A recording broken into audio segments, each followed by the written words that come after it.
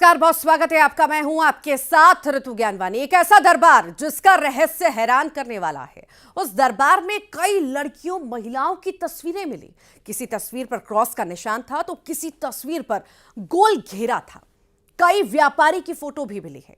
हिंदूवादी संगठन का आरोप है कि यहां कोई साजिश चल रही है। लोग सवाल कर रहे हैं, आखिर दरबार की आड़ में कौन सा खेल, आखिर सच क्या है? देखिए रिपोर्ट।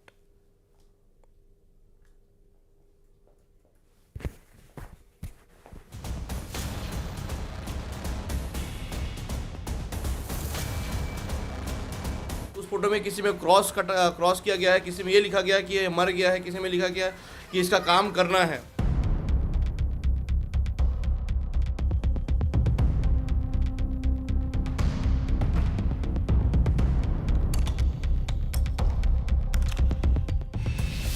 चिल्ला मुबारक दरबार की रहस्यमयी मिस्ट्री।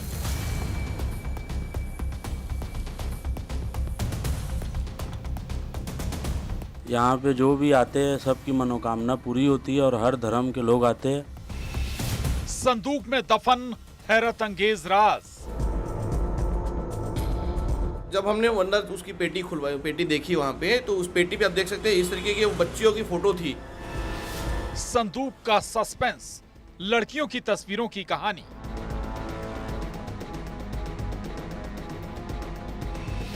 फोटो पर क्यों लगा क्रॉस का निशान? और उस फोटो में किसी में क्रॉस किया गया है, किसी में ये लिखा गया है कि ये मर गया है, किसी में लिखा गया है कि इसका काम करना है। गोल घेरे की पहेली क्या? एमआईडी कोडवर्ड का राज क्या?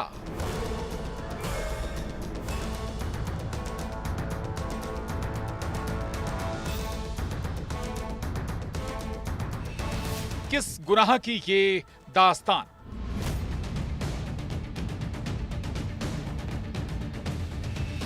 दरबार की आड़ में कौन सा खेल?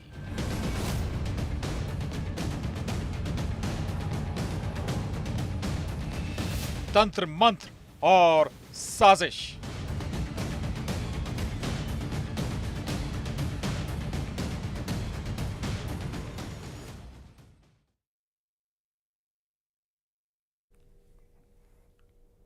और आइए विस्तार से दिखाते हैं आपको पूरी खबर।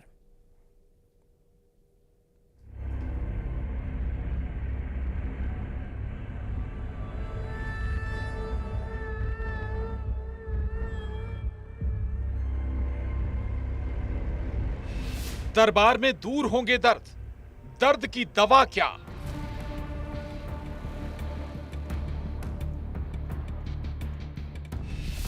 बाबा की बूटी, झाड़ फूंक का खेल।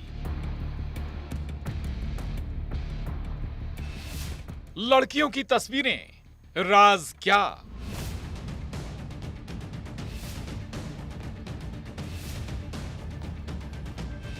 निशान के कितने गहरे राज?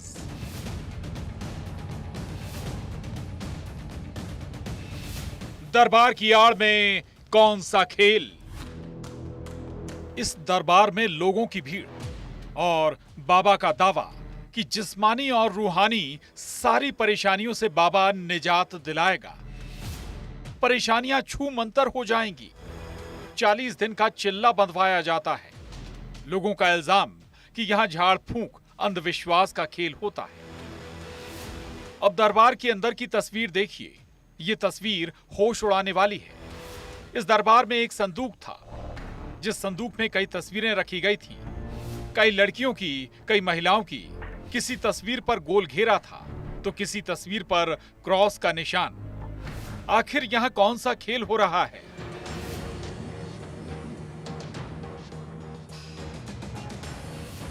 बिलासपुर के देवरी खुर्द के वार्ड क्रमांक 43 में बने इस दरबार की ये मिस्ट्री क्या है? जब हमने अंदर उसकी पेटी खुलवाई, पेटी देखी वहाँ पे, तो उस पेटी पे आप देख सकते हैं इस तरीके की बच्चियों की फोटो थी।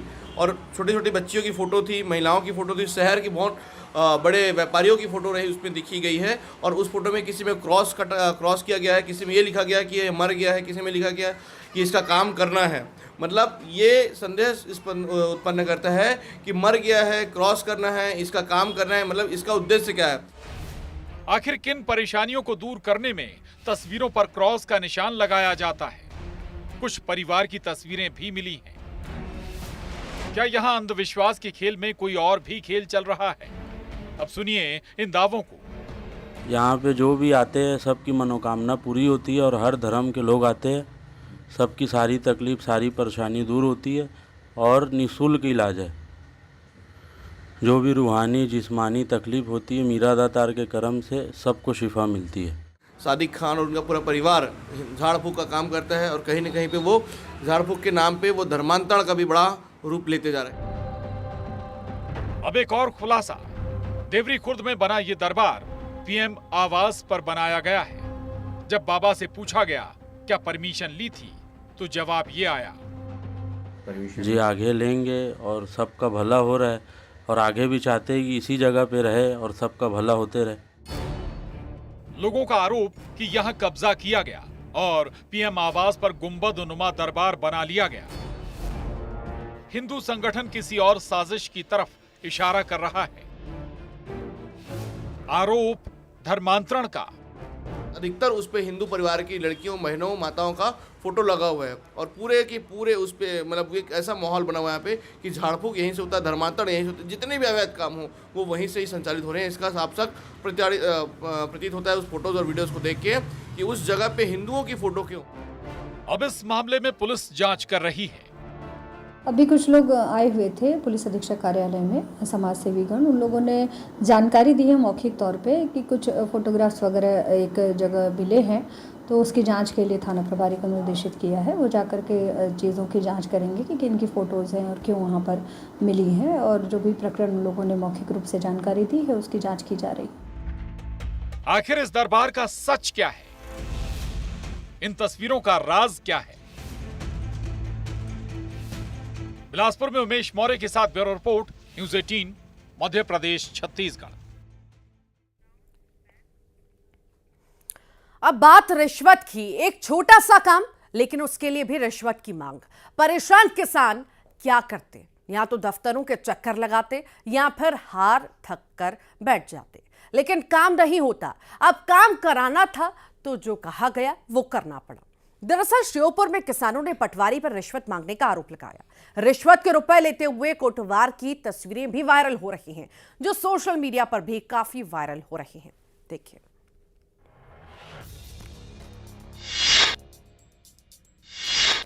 रिश्वत का खेल, कहां है जिम्मेदार?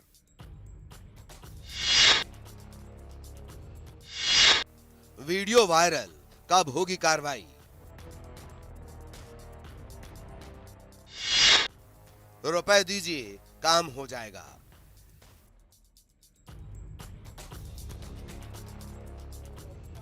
जी हां, अगर आपका कोई काम अटका है तो बस कुछ रुपए दे दीजिए, आपका काम हो जाएगा। और अगर आपने नहीं दी तो फिर काम के तरीके से ही चलेगा। इन तस्वीरों को देखिए। ये तस्वीरें श्योपुर की हैं, जहां किसानों से रिश्वत लेने का एक वीडियो वायरल हो रहा है। किसानों ने पटवारी पर रिश्वत मांगने का आरोप लगाया है। कोटवार को रिश्वत देने का वीडियो सोशल मीडिया पर वायरल हो रहा है। वायरल वीडियो में कोटवार से किसान बात करते हुए भी नजर आते हैं। सुनिए आप भी क्या बात हो रही है। काम बाबा फ्री में होते हैं और बिक्की थे भैया, भक्ति थे। हाथ जोड़े को निवेदन है, 1 महीना पीछे भलो रोज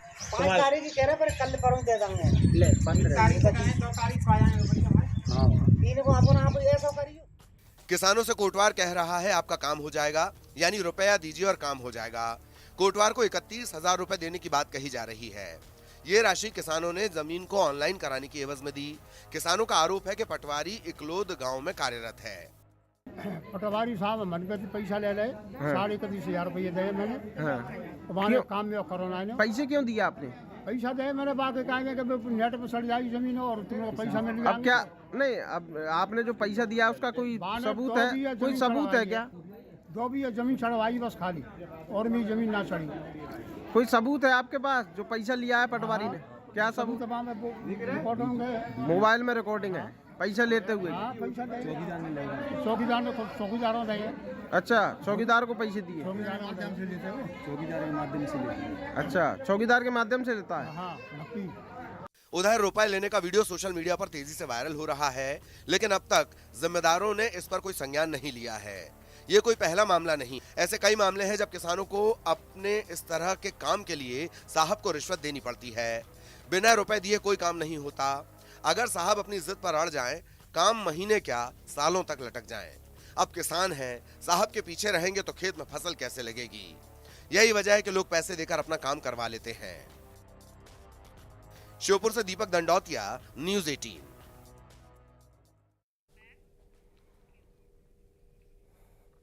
और चलिए अब आगे बढ़ेंगे, जिक्र मुरैना का करेंगे। हिट एंड रन का केस सामने आया है। ग्वालियर लौट रहे पिता पुत्र को गाड़ी ने टक्कर मार दी और वाहन चालक मौके से फरार हो गया। पिता और पुत्र दोनों गंभीर रूप से घायल हैं।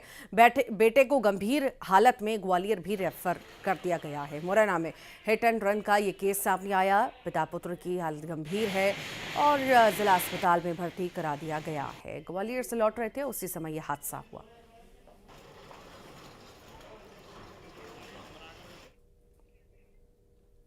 इंदौर से बड़ी खबर है। बुजुर्ग महिला के गले से सोने की चेन छीनी गई है। चेन छीनकर फरार हुआ है बाइक सवार बदमाश। घर के बाहर टहल रही थी बुजुर्ग महिला। सीसीटीवी में ये पूरी वारदात कैद हुई है बदमाशों की। चेन छीनकर बदमाश फरार हो गया। तस्वीर आप देख रहे हैं, ये सीसीटीवी कैमरा में कैद हुआ है बदमाश।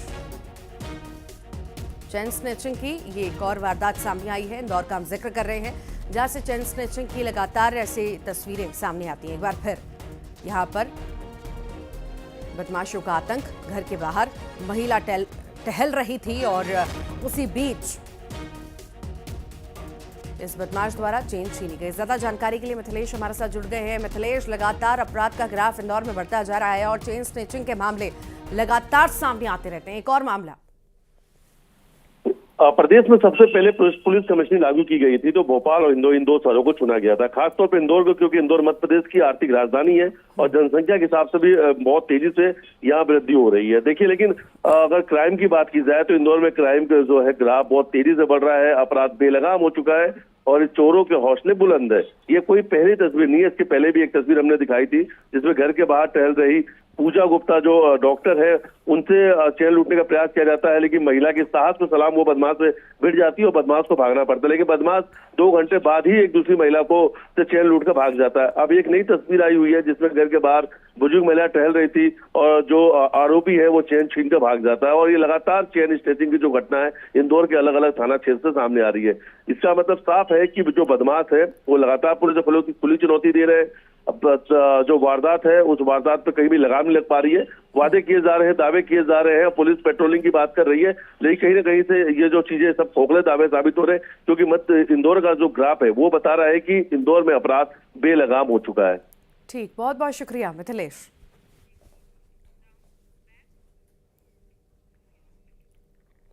जबलपुर में बीते कुछ दिनों से कारों के कांच फोड़ने वाली गैंग एक्टिव है। ये गैंग रात के अंधेरे में बाइक पर घूमने निकलती है। जहां भी उन्हें कार या ऑटो खड़े दिखते हैं उनकी कांच तोड़कर फरार हो जाते हैं। ताजा मामला गढ़ा थाने के आनंद कुंज कॉलोनी का है, जहां आधी रात में 2 बाइक पर निकले 5 युवकों ने गाड़ियों के कांच फोड़कर उत्पात मचाया। बदमाशों की करतूत कॉलोनी में लगे सीसीटीवी कैमरा में कैद हुई। वो रात्रि में आए 4 व्यक्ति, गाड़ी पे थे बाइक पे, और उनके हाथ में हथियार भी था, जिससे मेरी गाड़ी आल्टो K10 है MP20 CB 8213, जिसमें उन्होंने बैक साइड का कांच तोड़ दिया है। वो चार लड़के हैं, वाहन पे दिख रहे हैं बट वीडियो पे, लेकिन उनका पता नहीं चल पा रहा है, जो कि मैंने रिपोर्ट भी लिख के थाने में सूचना भी दी है, गढ़ा थाने में। आपने कार और बाइक रेस देखी होगी, लेकिन आपने कभी बैलगाड़ी रेस नहीं देखी होगी। आज भी एक गांव में 200 साल से चली आ रही परंपरा जारी है। साल में 2 बार बैलगाड़ी दौड़ का आयोजन किया जाता है। लोग उत्साह के साथ रेस में भाग भी लेते हैं। ये रिपोर्ट देखिए।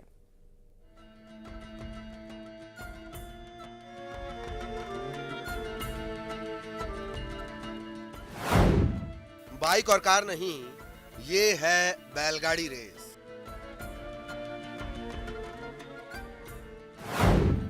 दो 200 साल की परंपरा आज भी है जारी। समय बदला, लेकिन आज भी वही उत्साह।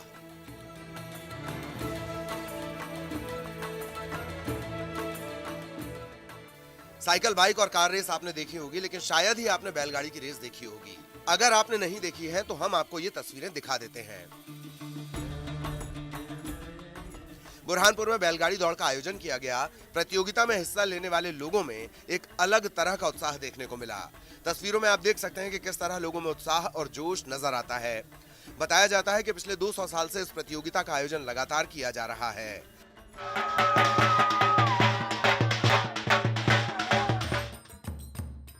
साल में 2 बार ये प्रतियोगिता होती है। जिला मुख्यालय से 10 किलोमीटर दूर पातोंडा गांव है, जहां बैलगाड़ी प्रतियोगिता का आयोजन किया जाता है। ये करीबन 400 पुराने हमारे बाप दादा के जमाने से हो रही है। कितने बैल आते हैं यहाँ पे? यहाँ पे इस साल कम आए, हर साल 100-150 जोड़ी आती है। कम 150 साल से। अच्छा, 2 दफे होती है। अच्छा, और शिवरात्रि पे भी? इनाम में है तो एक मान सम्मान के तौर पे रुमाल है, घड़ी है, दीवाल घड़ी है और बर्तन कुछ रखे जाते हैं। जो अच्छी बड़ी ऊंची जोड़ी है उसको बड़ा इनाम दिया जाता है।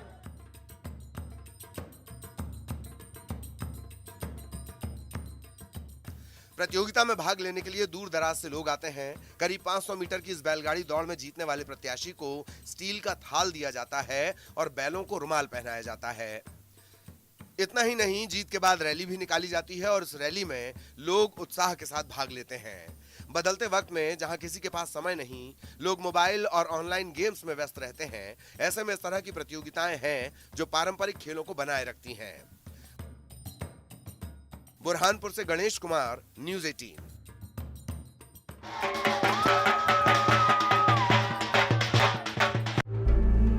बहनों और भाइयों, मैं आपका रेडियो दोस्त बोल रहा हूँ। जी हाँ, अमीन सायानी।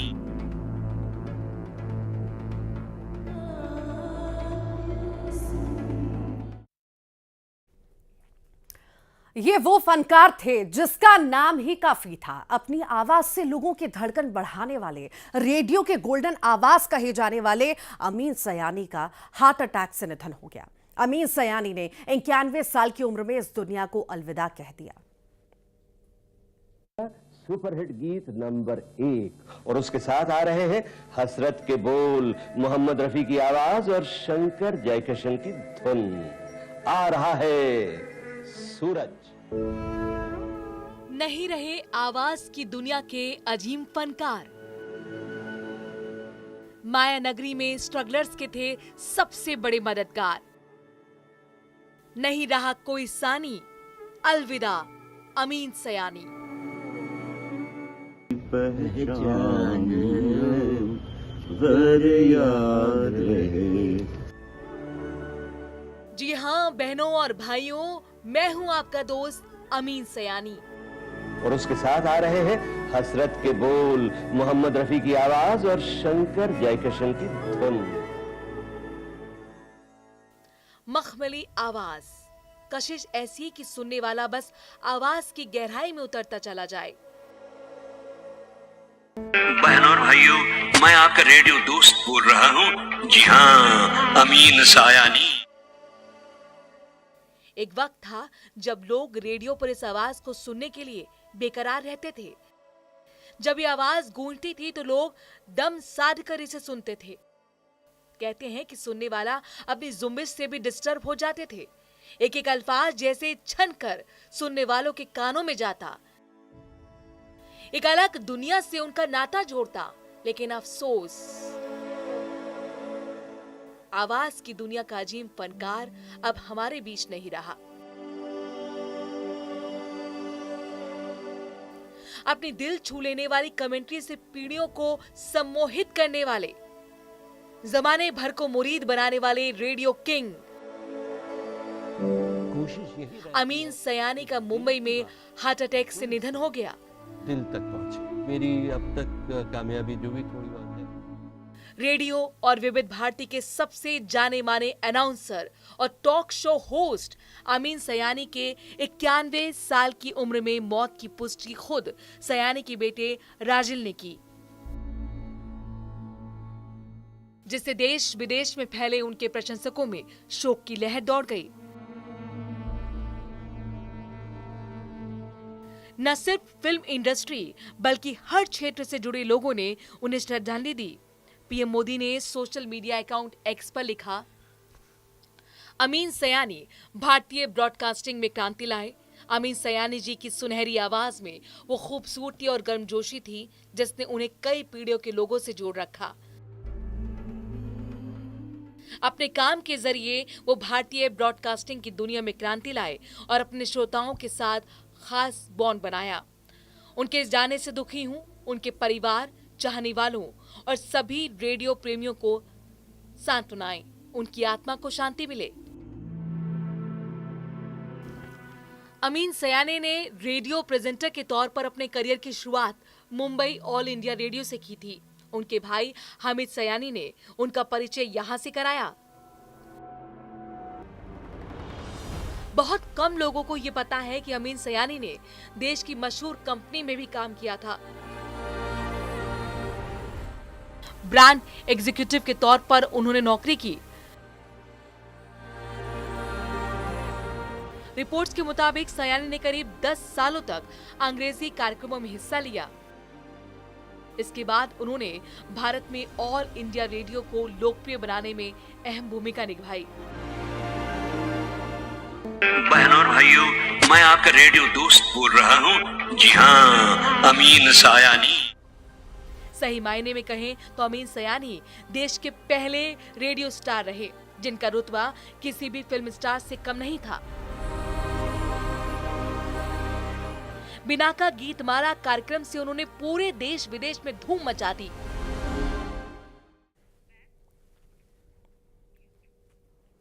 और इसी के साथ ही फिलहाल के लिए इतना ही। नमस्कार।